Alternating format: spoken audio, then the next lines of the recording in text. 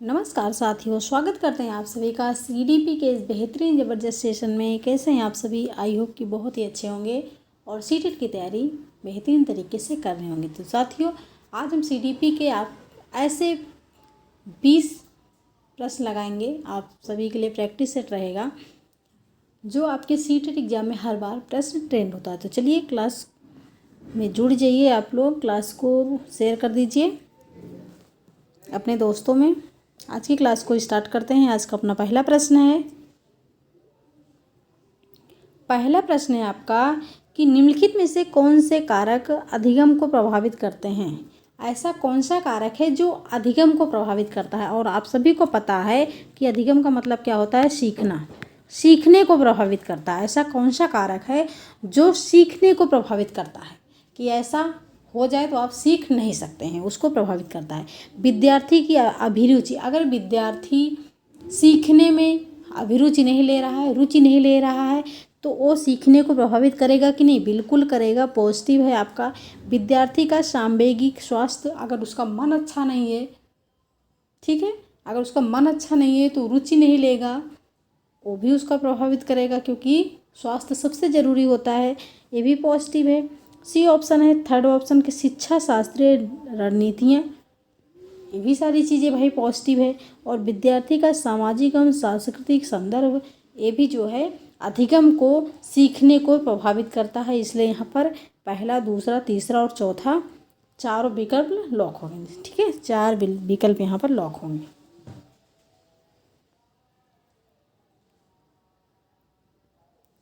अधिगम को जो है बच्चों की आर्थिक स्थिति भी, उसका परिवेश भी, सामाजिक सांस्कृतिक की सारी चीज़ें, शारीरिक स्वास्थ्य, मानसिक स्वास्थ्य, सांवेगिक स्वास्थ्य, सारी चीज़ें अधिगम को प्रभावित करती हैं। अगर ये सब ठीक नहीं रहा तो आप कुछ भी सीख नहीं सकते हैं, मन नहीं लगेगा सीखने में। प्रश्न नंबर 2 देखिएगा। कथन से प्रश्न है कि स्कूलों को माता पिता को किसी भी तरह से उनके बच्चों की शिक्षा में शामिल नहीं करना चाहिए। यहाँ पर बात की जा रही है कि स्कूलों को माता पिता को किसी भी तरह से उनके बच्चों की शिक्षा में शामिल नहीं करना चाहिए। और तर्क आ रहा है कि समुदाय के साथ संपर्क स्थापित करने से विद्यार्थियों के अर्थपूर्ण अधिगम में बाधा उत्पन्न होती है। अच्छा, एक बात बताइए, अगर पेरेंट्स मीटिंग होती है तो क्या जो है माता पिता को बच्चों के शिक्षा में शामिल नहीं करते हैं भाई। उससे बच्चों की जो मेरिट डिमेरिट होती है वो पता लगता है कि बच्चे क्या कैसे नहीं सीख पा रहे हैं, क्या उनकी दिक्कतें आ रही हैं। तो अगर जो है स्कूलों को माता पिता को किसी भी कार्य में स्कूल के शिक्षा में शामिल करना चाहिए, और यहाँ पर है नहीं करना चाहिए, तो इसका मतलब ये निगेटिव है। और यहाँ समुदाय के साथ संपर्क स्थापित करने से विद्यार्थियों के अर्थपूर्ण अधिगम में बाधा आता है। कैसा बाधा? अगर समुदाय के साथ समाज में बच्चा रहेगा तो सीखेगा। इसलिए यहाँ पर दूसरा विकल्प भी सही हो जाएगा। ए और आर दोनों गलत है, डी ऑप्शन सही हो जाएगा। आई होप कि आप लोग समझ रहे होंगे। अगर बच्चों की सक्रिय भागीदारी कुछ भी होती है, बच्चे किसी कार्य में, वो चाहे कोई भी सांस्कृतिक कार्य होते हैं स्कूल में, तो पार्टिसिपेट करते हैं, तो उसमें माता पिता को भी शामिल किया जाता है। ऐसा नहीं है कि स्कूल जो है पेरेंट्स को शामिल नहीं करेगा, तो करना चाहिए, और करता भी है तो पॉजिटिव होता है। लेकिन अगर पूछे कि नहीं करना चाहिए तो निगेटिव होता है। आप लोग इसको ध्यान में रखिएगा। प्रश्न नंबर 3, भाषा अर्जन और भाषा अधिगम में महत्वपूर्ण अंतर क्या है? भाषा अर्जन क्या है और भाषा अधिगम क्या है? भाषा अधिगम वो है जो हम जिस भाषा को क्या करते हैं, सीखते हैं, है ना, वो हमारा क्या है? वो हमारा क्या है? भाषा अधिगम है। लेकिन भाषा अर्जन क्या है? हम किस परिवेश में, किस नियमबद्ध तरीके से उस भाषा को अर्जित कर रहे हैं, वो हमारा जो है भाषा अर्जन है। भाषा अर्जन जो है जिस भाषा को हम अर्जित करते हैं, उसको सीखते हैं। और भाषा अधिगम है वही है कि किस तरीके से उसको हम सीखते हैं। इसलिए यहाँ पर आपका तीसरा विकल्प लॉक हो जाएगा, सी। भाषा सीखने सिखाने की पद्धति जो है भाषा अर्जन और भाषा अधिगम में महत्वपूर्ण भूमिका निभाता है। सी ऑप्शन यहाँ पर लॉक हो जाएगा। भाषा का कठिनाई स्तर नहीं होगा, भाषा की पाठ्यपुस्तक नहीं होगा, भाषिक परिवेश की उपलब्धता, यहाँ पर सी ऑप्शन नहीं होगा। सी ऑप्शन यहाँ पर नहीं होगा। एक चीज़ यहाँ पर देखिएगा आप लोग, यहाँ पर जब भाषा अर्जन की बात करा है तो भाषा अर्जन हम परिवेश में रहकर करते हैं। भाषा अर्जन हम परिवेश में रहकर करते हैं और भाषा अधिगम का मतलब है परिवेश में रहकर उस भाषा को कैसे सीखते हैं। तो इसलिए यहाँ पर डी होगा, सी नहीं होगा, डी ऑप्शन होगा, भाषिक परिवेश की उपलब्धता। ठीक है। प्रश्न नंबर 4, वंचित पृष्ठभूमि के छात्रों वाली कक्षा में एक शिक्षक को किसके अनुभव को साझा करने की अनुमति देनी चाहिए। वंचित पृष्ठभूमि के छात्रों वाली कक्षा, वंचित जो अलग अलग पृष्ठभूमि के बच्चे आते हैं उनकी जो कक्षा है उसमें एक शिक्षक को किसके अनुभव को साझा करने की अनुमति देनी चाहिए। बताइए। सभी को अपने अनुभव कक्षा में लाने से हतोत्साहित करना चाहिए। बी ऑप्शन, केवल प्रतिभाशाली समूह के बच्चों को अपने अनुभव साझा करने के लिए प्रोत्साहन देना चाहिए, या फिर केवल वंचित समूह के बच्चों को अपने अनुभव साझा करने के लिए प्रोत्साहित करना चाहिए, या फिर डी ऑप्शन है, अपने स्वयं के अनुभव साझा करने के लिए प्रोत्साहित करना चाहिए। तो यहाँ पर क्या सही होगा। और वंचित पृष्ठभूमि के छात्रों वाली कक्षा है, वहाँ पर अलग अलग पृष्ठभूमि के बच्चे आते हैं, तो सभी के अनुभव, सभी का मतलब होता है अपने स्वयं के अनुभव साझा करने के लिए प्रोत्साहित करना, कि सभी बच्चे अपने स्वयं के अनुभव को साझा करें। ना प्रतिभाशाली बच्चे अपने अनुभव को साझा करें, ना वंचित पृष्ठभूमि के बच्चे अपने अनुभव को साझा करें, बल्कि स्वयं सभी बच्चे स्वयं के अनुभव को साझा करें। इसलिए यहाँ पर डी ऑप्शन पॉजिटिव होगा। यहाँ पर वंचित, आप लोग वंचित को नहीं लॉक करिएगा, है ना। प्रश्न नंबर 5, यह सह शिक्षा, यहाँ पर देखिए यह सह शिक्षा होना चाहिए। 1 मिनट, सह शिक्षा,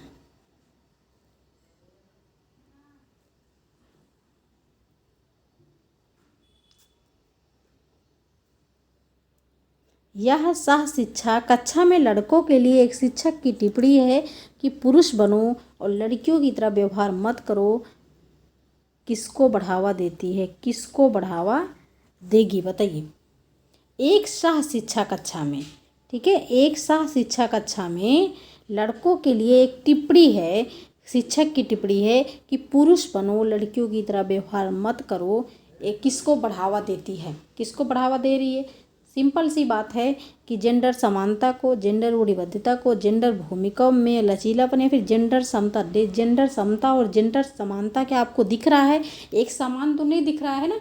वो तो बोल रहा है कि पुरुष बनो लड़कियों की तरह व्यवहार न। इसका मतलब कि लड़के और लड़कियों में क्या किया जा रहा है? भेदभाव किया जा रहा है। जब भेदभाव किया जा रहा है तो जेंडर रूढ़िबद्धता को बढ़ावा मिल रहा है। यहाँ पर बी ऑप्शन लॉक हो जाएगा। प्रश्न नंबर 6, तो साथियों आपको क्लास कैसी लग रही है? जो हमारे साथी पहले से जुड़े हैं वो लोग क्लास को लाइक कर देते हैं फटाफट, और जो लोग जो है नहीं जानते क्लास से जुड़े हैं वो भी जो है क्लास को लाइक कर दीजिए, और आप लोग क्लास को शेयर कर दीजिए अपने दोस्तों में, अपने फैमिली में जो लोग सीटेट की तैयारी कर रहे हैं। बहुत ही हेल्पफुल क्लास है आप सभी के लिए। ऐसे प्रश्न, यूनिक प्रश्न जो सीटेट में आते हैं, ट्रेंड होते हैं। तो प्रश्न नंबर 6 को देखिएगा आप लोग कि नरेश और मुकेश उम्र में लगभग बराबर हैं, लेकिन दोनों के संज्ञानात्मक व सामाजिक विकास में अंतर है। यह किस सिद्धांत के कारण है? हम आप लोग को हमेशा ये चीज़ बताते हैं, यहाँ से एक ना एक प्रश्न हम हर क्लास में सीडीपी के ले ही लेते हैं व्यक्तिगत विभिन्नता से, कि ताकि इसमें आप लोगों की पकड़ अच्छी हो जाए। तो विकास का शीर्षगामी सिद्धांत, विकास का समीपदाभिमुख सिद्धांत, या फिर व्यक्तिगत विभिन्नताओं का सिद्धांत, एक रूपता का सिद्धांत क्या हो जाएगा? अगर दोनों बच्चा, मान लो नरेश 10 वर्ष का है, ठीक है, और मुकेश ये भी 10 वर्ष का है, लेकिन दोनों में काफ़ी ज़्यादा अंतर है। जब अंतर है तो ये किसके कारण अंतर है? व्यक्तिगत विभिन्नताओं के कारण अंतर है, वातावरणीय प्रभाव के कारण अंतर है। तो यहाँ पर सी ऑप्शन सही हो जाएगा, इंडिविजुअल डिफरेंसेस के कारण अंतर है। यहाँ पर सी ऑप्शन लॉक हो जाएगा। प्रश्न नंबर 7 देखिएगा, समावेशी शिक्षा पर बल देती है कि विविध जरियों के निष्कासन, प्रस्तुतिकरण पर, अभिव्यक्ति पर, संलग्नता पर या फिर भेदभाव पर। तो समावेशी शिक्षा किस पर बल देती है? समावेशी शिक्षा में एक कहा जाता है कि बिना भेदभाव के एक साथ एक ही स्कूल में शिक्षा ग्रहण करने का प्रावधान है। तो एक साथ, तो जो समावेशी शिक्षा है वो किस पर बल देती है? तो भेदभाव पर। डी ऑप्शन यहाँ पर लॉक हो जाएगा कि समावेशी शिक्षा में बिना किसी भेदभाव के समान बच्चे के साथ साथ विशिष्ट बच्चा भी एक ही विद्यालय में एक साथ शिक्षा ग्रहण करे। ठीक है, डी ऑप्शन यहाँ पर लॉक हो जाएगा। प्रश्न नंबर 8, कक्षा में सृजनात्मकता को बढ़ावा देने के लिए विद्यार्थियों को कैसे अवसर प्रदान करना चाहिए? कक्षा में सृजनात्मकता को बढ़ावा देने के लिए विद्यार्थियों को कैसे अवसर प्रदान करना चाहिए? ये ऑप्शन है विशिष्ट उपलब्धि वर्ग के सम्मेलन के, मौखिक खोज और सोच को बढ़ाने के, परीक्षा देने के बेहतर कौशल विकसित करने, या फिर अभिसारी सोच सीखने के। अगर अभिसारी होता तब भी आपका आंसर पॉजिटिव हो सकता है, लेकिन अगर कक्षा में आप सृजनात्मकता को बढ़ावा देना चाहते हैं तो उसके लिए खोज। ठीक है, बच्चा क्रिएटिव वही होगा, सृजनशील बच्चा वही होगा जो नई नई खोज और सोच लाएगा। ठीक है, यहाँ पर बी ऑप्शन लॉक हो जाएगा।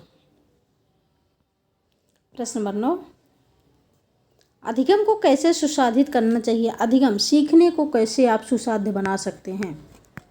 सीखने को कैसे आप सुसाध्य बना सकते हैं? किस तरीके से? अर्थपूर्ण खोज द्वारा, विद्यार्थियों में प्रतिस्पर्धा को बढ़ावा देकर, भौतिक पुरस्कार देकर, या फिर नकारात्मक पुनर्बलन देकर। ठीक है, अगर आप सकारात्मक पुनर्बलन बच्चों को देते हैं तब तो अधिगम में बढ़ावा मिल सकता है, लेकिन आप नकारात्मक देते हैं, नहीं आप नहीं कर सकते। अगर आप बच्चों को प्रोत्साहन की जगह आप उसको हतोत्साहित करते हो तो गलत है। यहाँ पर उससे पूछा गया है पॉजिटिव, तो आपका नकारात्मक ये भी है। पुरस्कार बच्चों को नहीं देना है ना, प्रतिस्पर्धा नहीं करना है भाई। ए ऑप्शन कि अगर अधिगम को सुसाधित करना चाहते हैं, सुसाध्य बनाना चाहते हैं तो अर्थपूर्ण खोज द्वारा। ठीक है, आप खोज करने के लिए बच्चों को दे दीजिए।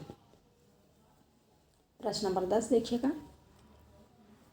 प्रश्न नंबर 10 कथन से है, अभिकथन से प्रश्न आपके पेपर फर्स्ट और पेपर सेकंड दोनों में पूछा जाता है, और पेपर सेकंड के लिए कहीं अलग से तैयारी आप लोगों को करनी नहीं पड़ेगी। यहीं से इसमें जो प्रश्न आप लोगों को बताया जाता है वो पेपर फर्स्ट के भी होते हैं और पेपर सेकंड के भी होते हैं।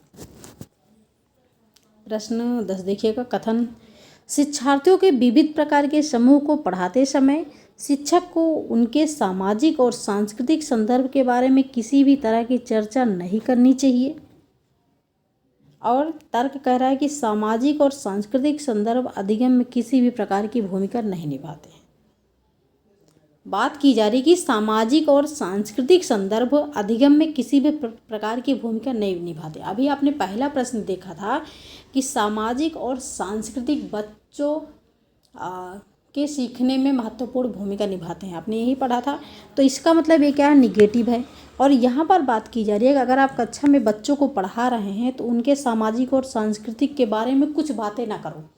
हाँ, उनके आर्थिक स्थिति के बारे में बात मत करो, लेकिन सामाजिक और सांस्कृतिक के बारे में बात कर सकते हैं। इसलिए कथन भी सही गलत है और रीजन भी गलत है, तो इसलिए ए और आर दोनों गलत है। डी ऑप्शन लॉक हो जाएगा।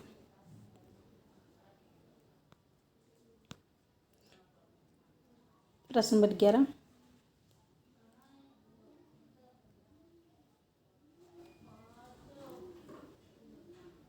प्रश्न नंबर 11 को देखिएगा।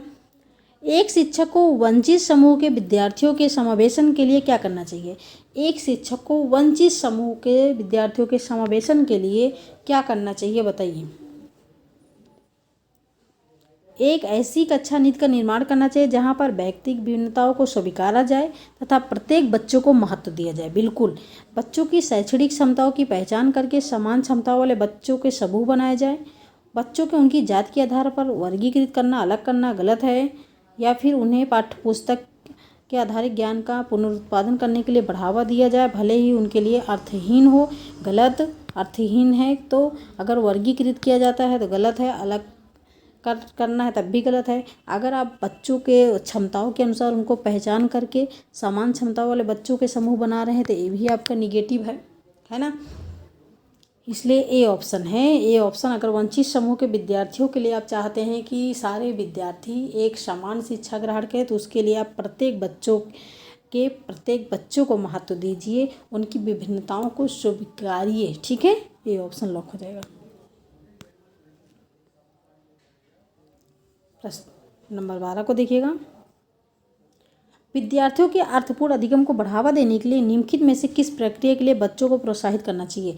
अगर विद्यार्थियों के अर्थपूर्ण अधिगम को बढ़ावा देना चाहते हैं तो आप कैसे प्रोत्साहन करेंगे बच्चों को, बताइए। अन्वेषण और खोज के द्वारा, परामर्श ज्ञान के द्वारा, या फिर चर्चा और बहस के द्वारा, या फिर निष्क्रिय आवरण के द्वारा। क्या होगा यहाँ पर? तो निष्क्रिय गलत है, बहस नहीं करना है, परामर्श नहीं देना है। अगर अर्थपूर्ण अधिगम आपको खोजना है, अर्थपूर्ण अधिगम में बच्चों को बढ़ावा मिला, अन्वेषण और खोज। अन्वेषण कहीं भी मिले, खोज आपको कहीं भी मिले तो आपका क्वेश्चन सबसे ज़्यादा पॉजिटिव है। प्रश्न नंबर 13 देखिएगा। अंतःवैयक्तिक बुद्धि की क्षमताओं में क्या शामिल है? अंतःवैयक्तिक का मतलब क्या होता है? जो अपने विचारों को ठीक है लिखे, या फिर अपने विचारों को, अपनी भावनाओं को प्रस्तुत करे दूसरों के सामने, तो अंतःवैयक्तिक वही है जो अपने बारे में कहे। तो अंतःवैयक्तिक बुद्धि की क्षमताओं में क्या शामिल है? छवियों और चित्रों के सोचने की क्षमता, सटीक और अमूर्त गलत। अपनी भावनाओं से अवगत होना और अपनी क्षमताओं को पहचानना। आपको आंसर बी मिल गया कि अपनी भावनाओं से अवगत होना और अपनी क्षमताओं को पहचानना। ठीक है, बिल्कुल। ताल, लय, स्वर, मधुर, ये भी आपका निगेटिव, इसलिए आपका बी ऑप्शन सही हो जाएगा। प्रश्न नंबर 14 देखिएगा। लेव वाइगोस्की के अनुसार, लेव वाइगोस्की क्या कहते हैं कि बच्चों का जो विकास होता है वो सामाजिक सांस्कृतिक उपकरणों द्वारा होता है, सामाजिक सांस्कृतिक कारकों द्वारा होता है, समाज में रहकर होता है। तो अगर आपको सामाजिक सांस्कृतिक मिल गया तो बिल्कुल आपका सही है। सीखना व्यवहार में मापा जा सकने वाला एक बदलाव है। सीखने को सामाजिक परिवेश से अलग होकर नहीं देखा जा सकता। ठीक है, नहीं देखा जा सकता। सीखना सकारात्मक और नकारात्मक पुनर्वलन पर निर्धारित होता है। सीखने में ध्यान केंद्रित करने, प्रतिक्रिया और स्मृति के भंडारण शामिल हैं। तो आपको लेव वाइगोस्की के अनुसार सीखने को सामाजिक परिवेश से अलग होकर नहीं देखा जा सकता। ठीक है, समाज से अलग होकर आप नहीं सीख सकते हैं। प्रश्न नंबर 15 कथन से है कि समस्या समाधान पढ़ाते समय शिक्षकों को चाहिए कि वे बच्चों को अपनी सोच के बारे में सोचने और सीखने के तरीके पर ध्यान केंद्रित करने के लिए हतोत्साहित करें। एक तरफ तो आप क्वेश्चन को ध्यान से देखिएगा कि समस्या समाधान पढ़ाते समय अगर आप बच्चों को समस्या समाधान पढ़ा रहे हैं तो शिक्षक को चाहिए कि वे बच्चों को अपनी सोच के बारे में सोचने और सीखने के तरीके पर ध्यान केंद्रित करने के लिए प्रोत्साहित करें। अगर प्रोत्साहित यही शब्द यहाँ पर होता, प्रोत्साहित करें, तब तो तुरंत आपका पॉजिटिव हो जाता। लेकिन क्या है, यहाँ पर सारी चीज़ें तो पॉजिटिव है लेकिन लास्ट में निगेटिव आ गया कि हतोत्साहित करें, और यही आपका निगेटिव है। ठीक है, यही आपका निगेटिव है। और संज्ञानात्मक क्षमताओं का विकास समस्या समाधान में बाधा डालता है, ये भी आपका गलत है। तो ए और आर दोनों गलत है, डी ऑप्शन लॉक हो जाएगा। कि अगर नहीं निगेटिव पूछा है तो सबसे ज़्यादा ध्यान देने की ज़रूरत है। और यहाँ पर देखिए हतोत्साहित और प्रोत्साहित में बहुत ज़्यादा अंतर नहीं है, एक शब्द का अंतर है। ये चीज़ बाद में देखना पड़ता है कि हमारे एक नंबर कट गए। प्रश्न नंबर 16, निम्नलिखित में से कौन सा अधिगम के सार्थक सरलीकरण के रूप में परिणित नहीं होता है? अधिगम सीखने के सार्थक सरलीकरण के रूप में परिणित नहीं होता है, बताइए। तो दोहराने एवं स्मरण करने को बढ़ावा देना, उदाहरण एवं गैर उदाहरणों को प्रयोग करना। ठीक है भाई, एक समस्या पर अनेक तरीकों से विचार करने के लिए प्रोत्साहन करना। अगर समस्या एक है, आपकी प्रॉब्लम एक है और उसमें अनेक सारे आपको समाधान मिल जाए तो कितना बढ़िया रहेगा, है ना। पहले से विद्यमान ज्ञान से नए ज्ञान को जोड़ना, जो आपका पूर्व ज्ञान है उसमें आप नवीन ज्ञान को जोड़ दे, ये भी पॉजिटिव है। उदाहरण एवं गैर उदाहरण प्रस्तुत करना, ये भी आपका पॉजिटिव है। लेकिन आपका निगेटिव पूछा कि निगेटिव तो यही है ना। सार्थक अधिगम इसी से तो नहीं होगा, रूट लर्निंग। प्रश्न नंबर 17, शिक्षार्थी तब तक नहीं सीख सकते जब तक क्या नहीं करेंगे, शिक्षार्थी खुद रुचि नहीं लेंगे, जब तक वो सीखने के लिए तैयार नहीं होगा। बच्चा आप कितना भी सिखाइए नहीं सीख सकता है ना। तो यहाँ पर आपका आंसर क्या होगा, उन्हें शिक्षा के सामाजिक उद्देश्यों की आवश्यकताओं के अनुरूप ना पढ़ाया जाए, या फिर उन्हें यह पता ना हो कि तथ्य उन्हें पढ़ाए गए हैं, निकट भविष्य में उनका परीक्षण किया जाए, वे सीखने के लिए तैयार ना हो, या फिर दैनिक आधार पर घर में उनके माता पिता विद्यालय में उनके सीखने के बारे में नहीं पूछेंगे। तो शिक्षार्थी तब तक नहीं सीख सकते जब तक वे सीखने के लिए तैयार ना हो। यहाँ पर सी ऑप्शन लॉक हो जाएगा। आप कितना भी जोर लगा लीजिए, लेकिन बच्चा तब तक नहीं सीख सकता है जब तक वो खुद नहीं सोचेगा कि हमें सीखना है। ठीक है।